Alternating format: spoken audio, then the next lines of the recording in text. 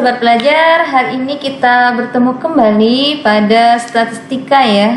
Sekarang kita akan membahas tentang uji lanjut beda nyata atau yang biasa disebut dengan BNT. Nah, di sini saya memiliki satu jenis pengamatan tinggi tanaman pada umur 38 hari setelah sebar.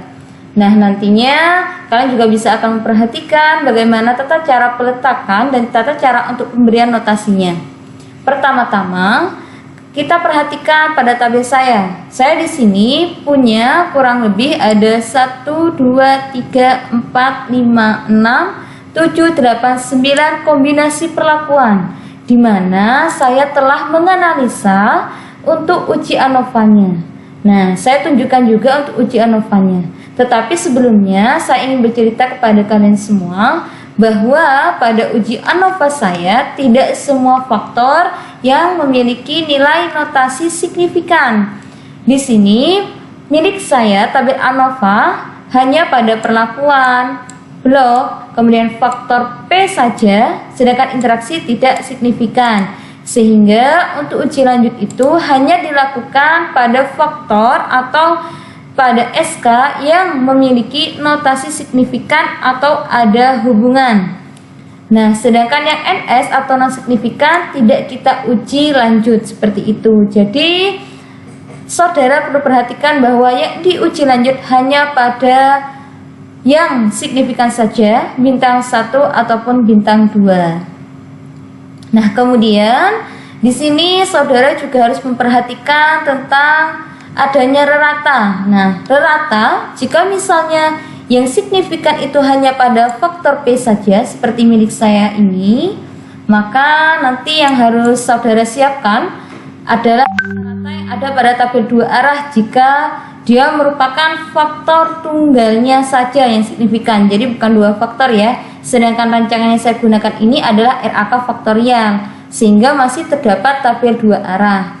Nah, di sini karena faktor P saja, maka rata-rata yang saya miliki untuk P ada 3 level P1 hingga P3, yaitu terdiri dari 17,39 hingga 19,71.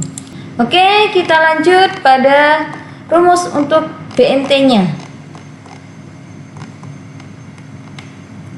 Nah, di sini pada ANOVA F hitung punya saya lebih besar F tabelnya tadi ya, lebih besar dari F tabel pada perlakuan P saja, sehingga saya melakukan menggunakan uji lanjut BNT beda nyata terkecil pada taraf 5%. Nah, di sini yang perlu diperhatikan adalah rumus dari BNT itu sendiri ya.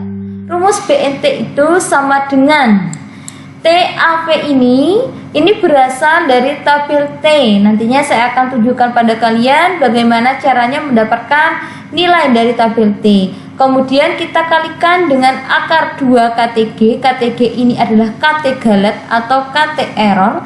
Kemudian kita bagi dengan R. R ini adalah replication atau yang biasa kita sebut dengan ulangan. Oke, kita cari item yang pertama yaitu adalah TIE ya. Jadi kita mencari untuk yang rumus T pada taraf 5%-nya dulu pada tabel BNT. Nah, sebelumnya untuk mendapatkan tabel di sini kita perhatikan KT galet ya. Kita cari dulu KT galet pada tabel sidik ragam atau ANOVA. Pada tabel DB ya, pada tabel DB ini punya saya galet untuk DB galetnya adalah 16. Kemudian KT galetnya adalah 1,35. Nah, 2 item ini yang nantinya kita gunakan untuk mencari nilai BNT. Nah, sekarang kita masuk pada T tabel.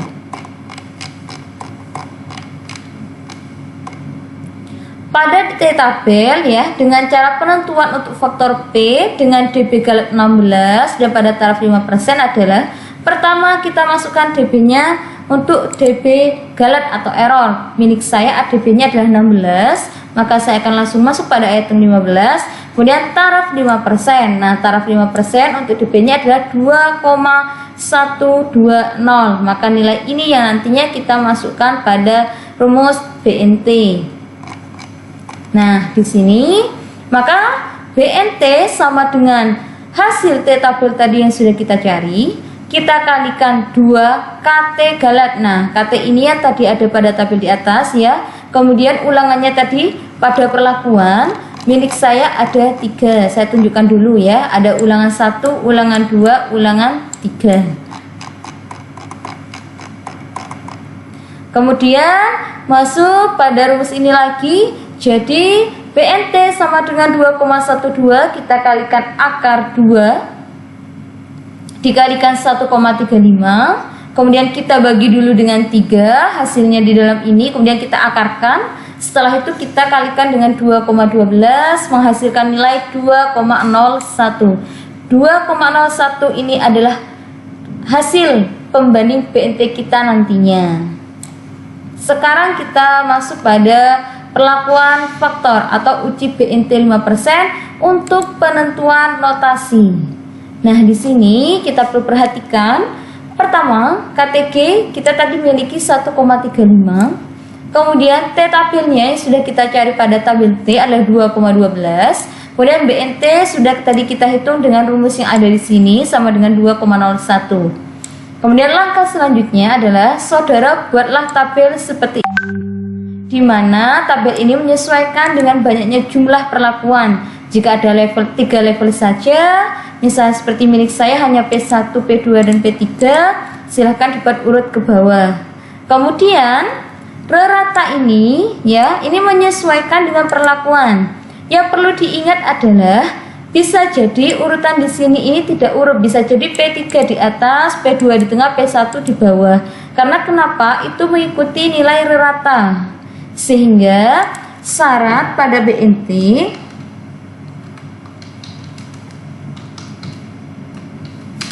nilai rata diurut dari kecil ke besar. Nah, jadi saya berikan garis bawah di sini. Jadi untuk menentukan BNT, hasil rata pada tabel ini harus diurut dari yang paling terkecil hingga ke besar, karena nantinya kita akan membandingkan selisih antara yang ada pada perlakuan P ini. Nah, di sini 17,39, kemudian disusul dengan 18,73 dan 19,71. Ini dapat dari mana? Nah, kita lihat pada tabel pengamatan tadi ya. 17,39 ini saya ambilkan pada tabel 2 arah karena terdiri dari 2 faktor. Tetapi jika hanya 1 faktor saja, langsung pada tabel pengamatan yang ada ulangannya saja. Kita masuk pada tabel 2 arah 17,39, benar atau tidak?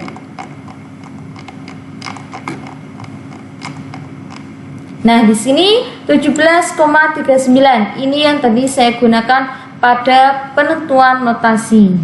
Kemudian kita lanjut lagi.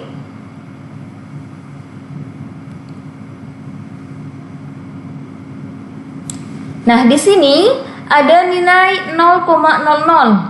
Ini merupakan hasil dari P1 pada item yang di sini saya kurangi dengan yang ini.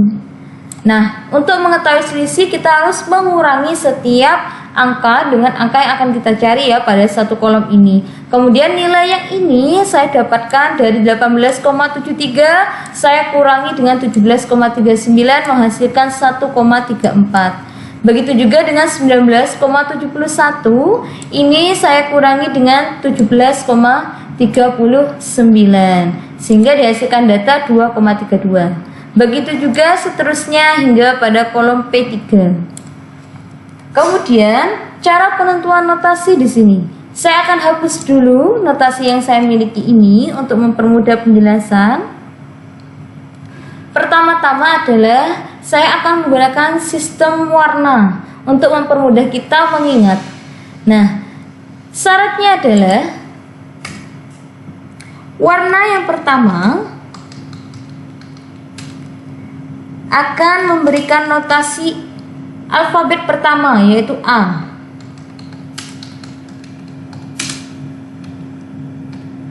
Kemudian warna yang kedua akan memberikan notasi huruf yang B.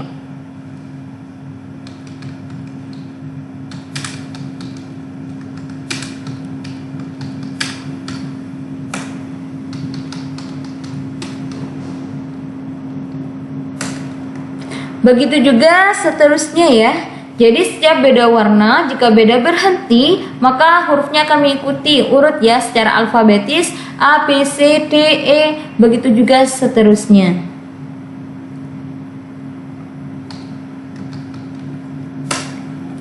Nah, sekarang di sini cara penentuannya adalah kita bandingkan hasil yang ada pada di sini, ada selisihnya ini, kita bandingkan dengan nilai BNT. Nah, nilai BNT yang ini ya. Nah, kita lihat pada satu kolom ini saja, manakah data yang di bawahnya nilai BNT 2,01 ya. Berarti kita bisa melihatnya bahwa yang di bawah nilai 2,01 ini adalah 0,0 dan 1,34. Nah, saya akan berikan warna ini ya. Saya beri warna kuning. Nah, berarti warna pertama ini dia akan diberikan notasi huruf A.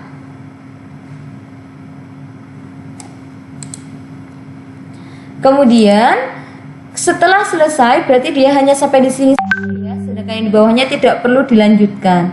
Kemudian masuk pada kolom yang kedua. Nah, pada kolom kedua ini kita juga cari yang nilainya di bawahnya 2,01 itu yang mana? Nah, ternyata sampai garis di sini. Ya, sampai total di bawah ini. Berarti ini saya berikan warna yang beda. Berarti notasi yang warnanya beda itu sudah beda huruf. Tetapi syaratnya adalah dia berbeda warna ketika dia berhentinya tidak satu garis. Artinya melebihi dari yang urutan ini ya. Jadi yang ini notasinya adalah B karena sudah beda warna. Berarti di sini ada warna yang A, ada warna B. Notasinya juga ada A dan ada B. Di sini juga ada notasi A dan juga B. Kemudian yang di sini hanya B saja karena di depan tidak kuning ya, atau tidak terdapat satu garis dengan yang kuning. Maka hasil notasinya A, AB dan B. Nah, sekarang saya akan buat pemisalan. Misalnya di sini saya ganti lagi menjadi ke awal. Ini untuk tambahan agar saudara lebih mudah untuk memahami. Saya akan putihkan kembali, jadi tidak akan saya berikan warna. Nah, misalnya ini hanya misalnya saja sebagai contoh ya. Yang ini saya ganti dengan angka lain. Misalnya 3,98. Ini hanya sebagai contoh, sebagai pemahaman untuk saudara. Maka kita kerjakan lagi dengan yang BNT tadi. Nah, pertama-tama kita cari nilai yang di bawahnya 2,01 pada kolom ini pertama. Nah, yang di bawah 2,01 tentu hanya terdiri dari P1 dan P2 saja selisihnya. Kemudian saya akan beri warna ungu. Nah, warna pertama ini adalah notasinya A. Nah, kemudian pada selanjutnya ternyata yang di bawah nilai dari 2,01 ini ternyata hanya ini saja. Nah, berhentinya ini lurus dengan yang pertama, maka warnanya ini sama. Tetapi jika tadi berhentinya beda, maka dia rumusnya juga akan berbeda. Nah, kemudian yang terakhir kita lanjutkan lagi pada yang P3 karena dia sudah selesai hanya sampai di sini saja, jadi cukup sampai di sini notasinya. Kita masuk pada P3. Nah, pada kolom P3 ternyata yang di bawahnya 2,01 adalah pada ini. Maka ini saya berikan warna beda ya, karena dia letaknya tidak lurus segaris dengan yang P2 di sini. Jadi ini warnanya berbeda. Maka notasinya pun juga berbeda karena sudah beda warna, dia juga beda garis, maka hurufnya juga beda di sini B. Nah, jadi seperti ini caranya ya. Kemudian ada satu kasus lagi ya, saya akan tambahkan satu kasus lagi untuk kalian. Saya akan kembali putihkan lagi.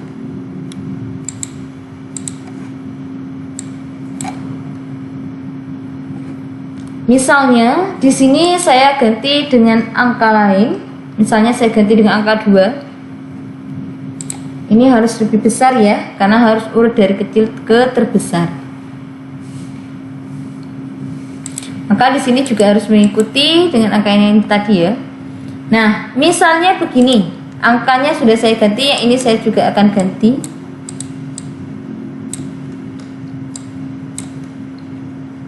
Nah, sekarang ada kasus lagi seperti ini. Maka kita lihat lagi ya berdasarkan hasil BNT. Carilah pada kolom pertama yang di bawahnya 2,01. Nah, ternyata hanya pada ini saja. Ya sudah, kita beri warna. Kita beri warna pink misalnya. Nah, berarti warna yang ini notasinya A. Warna yang pertama A. Dan berhenti hanya pada garis ini saja.